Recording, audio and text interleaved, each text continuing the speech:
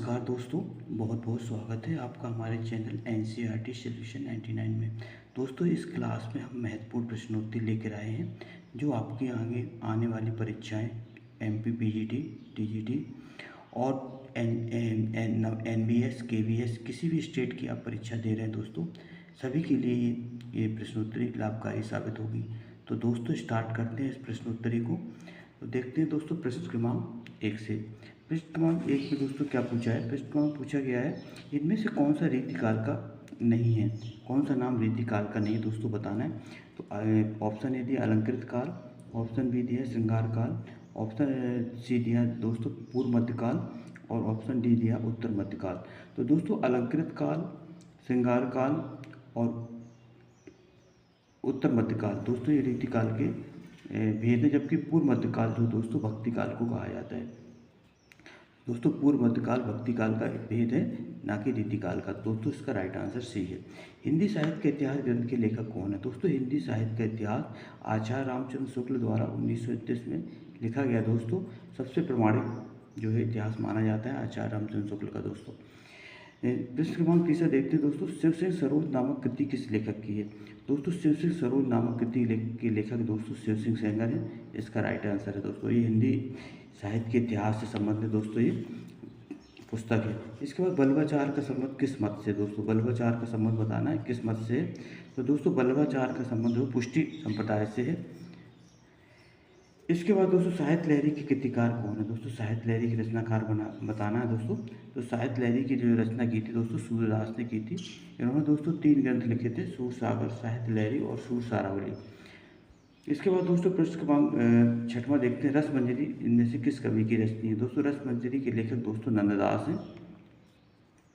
इसके बाद दोस्तों प्रश्न क्रमांक 7 देखते हैं, इनमें से कौन सा कवि तार सप्तक का संपादक रहा है? तो दोस्तों तार सप्तक का संपादक दोस्तों अज्ञेय द्वारा किया गया था। अज्ञेय के संपादक में दोस्तों 4 सप्तकों का प्रकाशन हुआ। दोस्तों अज्ञेय का पूरा नाम था सच्चिदानंद हीरानंद वात्स्यायन अज्ञेय। जो प्रश्न क्रमांक 8 देखते हैं, प्रयोगवादी कवि इनमें से कौन सा है? दोस्तों प्रयोगवादी कवि बताना है। तो दोस्तों प्रयोगवादी कवि दोस्तों इनमें से अज्ञेय है। इसका राइट आंसर दोस्तों ए है। मधुशाला के रचयिता कवि का नाम बताइए। दोस्तों बहुत ही आईएमपी क्वेश्चन है। मधुशाला, मधुबाला, मधुकलश दोस्तों ये तीनों रचनाएं दोस्तों हरवंश राय बच्चन की हैं। तो दोस्तों इनका पूरा नाम था हरवंश राय बच्चन। इसके बाद दोस्तों ये हालावाद के प्रवर्तक कहे जाते हैं और इनकी दोस्तों एक महत्वपूर्ण आत्मकथा है जिसके 4 भाग हैं। नीड़ का निर्माण, फिर बसेरे से दूर, 10 द्वार से सोपान। ये दोस्तों क्या भूलूं क्या याद करूं। दोस्तों ये इनकी आत्मकथा है हरवंश राय बच्चन की और इसके 4 भाग हैं। बसेरे से दूर किस विधा की पुस्तक है? दोस्तों बसेरे से दूर जो है हरवंश राय बच्चन की आत्मकथा का एक महत्वपूर्ण भाग है दोस्तों। तो ये इसका राइट आंसर दोस्तों डी है, आत्मकथा। नागार्जुन किस वर्ग के कवि हैं? दोस्तों नागार्जुन जो है एक प्रगतिवादी कवि हैं, इसको आप याद रखना। दोस्तों इनका वास्तविक नाम दोस्तों वैद्यनाथ मिश्र था और उन्होंने दोस्तों बौद्ध धर्म में दीक्षा ले ली थी, इसलिए इसका नाम नागार्जुन पड़ गया दोस्तों। कामायनी किस काल की रचना? दोस्तों बहुत ही अहम क्वेश्चन है। कामायनी दोस्तों जो रचना है हमारी जो है वो दोस्तों रचना है छायावाद की। इसका राइट आंसर दोस्तों छायावाद है। इसके बाद दोस्तों और नागार्जुन का दोस्तों है प्रगतिवादी कवि। इसके बाद दोस्तों पल्लव के रचयिता कवि का नाम बताना। दोस्तों पल्लव की रचना किसने की थी दोस्तों? तो पल्लव की जो रचयिता है दोस्तों वो है सुमित्रानंदन पंत। इसका राइट आंसर दोस्तों सुमित्रानंदन पंत। दोस्तों सुमित्रानंद पंत को प्रकृति का सुकुमार कवि कहा जाता है और ये छायावाद के जो 4 स्तंभ हैं उनमें से एक थे दोस्तों सुमित्रानंदन पंत।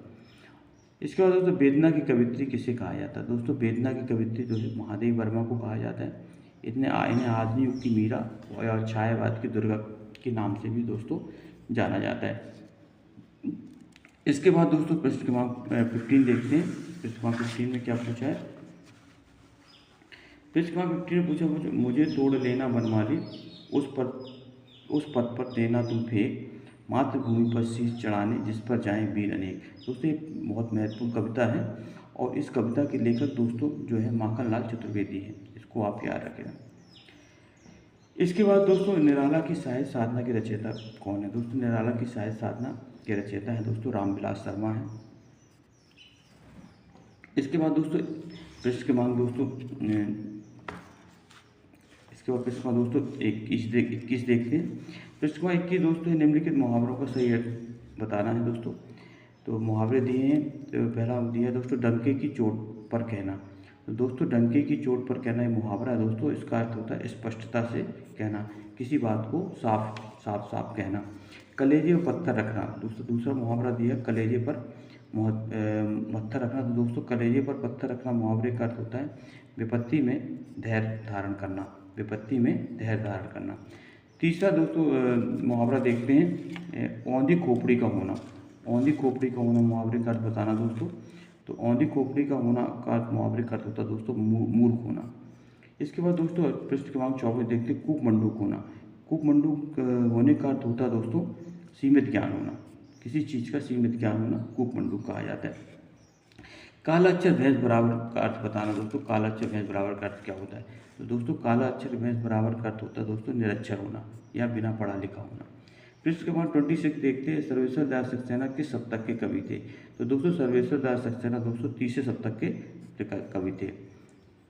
दोस्तों 30वें शतक का प्रकाशन दोस्तों 1959 में हुआ था दोस्तों।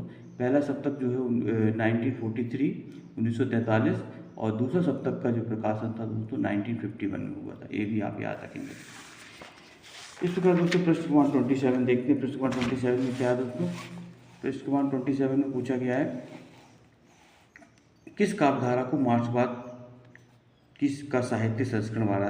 तो दोस्तों जो प्रगतिवाद जो काव्यधारा है वो मार्क्सवाद से प्रभावित काव्यधारा है, तो इसको ही दोस्तों मार्क्सवाद का साहित्य संस्करण कहा जाता है, प्रगतिवाद। दोस्तों जो प्रगतिवाद है वो मार्क्सवाद पर आधारित धारा है दोस्तों, संस्करण है। इनमें से दूसरा सप्तक का कवि कौन है? तो दोस्तों दूसरा सप्तक कवि बना है तो दोस्तों दूसरा सप्तक कवि शमशेर बहादुर सिंह है। इसको भी आप याद रखेंगे दोस्तों। आत्मजयी नामक कृति के रचनाकार कौन है दोस्तों? आत्मजयी एक महत्वपूर्ण कृति है दोस्तों और इसके रचनाकार है कुंवर नारायण। इसके बाद दोस्तों कनुप्रिया किस विधा की रचना है? दोस्तों कनुप्रिया ठंडा लोहा, ये दोनों दोस्तों काव्य हैं, धर्मवीर भारती के हैं दोस्तों। ये भी आप याद रखेंगे। निम्नलिखित शब्दों का सही संधि विच्छेद करते हुए इनका अर्थ बताना। दोस्तों उल्लेख का संधि विच्छेद बताना है। तो दोस्तों उल्लेख का संधि विच्छेद होगा दोस्तों उत प्लस लेख। दोस्तों व्यंजन संधि है। व्याप्त में कौन सी संधि दोस्तों ये बताना। व्याप्त में जो दोस्तों संधि है वो है आपकी जो है यण संधि दोस्तों। इसके बाद न्यून का संधि विच्छेद क्या होगा? दोस्तों न्यून का संधि विच्छेद होगा नी प्लस ऊन। इसका राइट आंसर दोस्तों ये।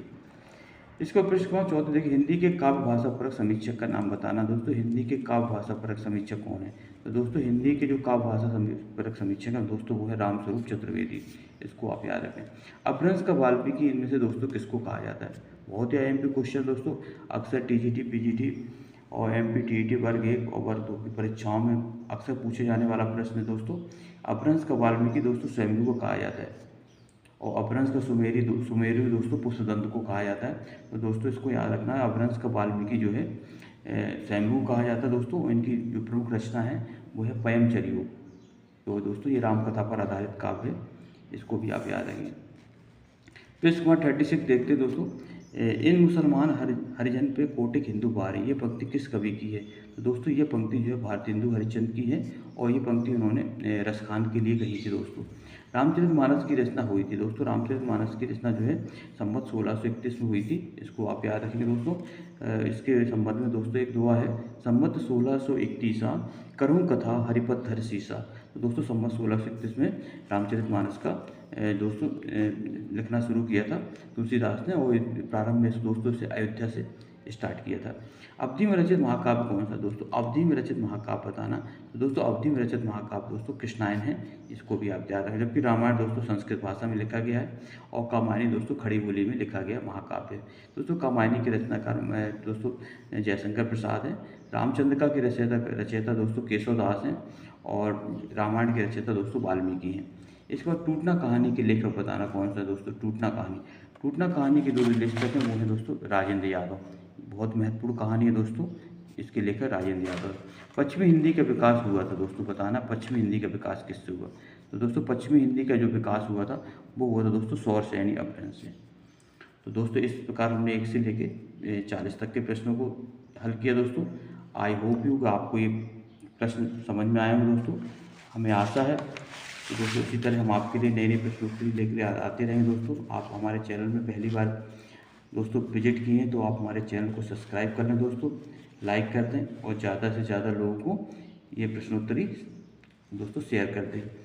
तो दोस्तों नए वीडियो में नई प्रश्नोत्तरी के साथ फिर उपस्थित होऊंगा। तब तक के लिए दोस्तों जय हिंद, जय भारत, वंदे मातरम दोस्तों।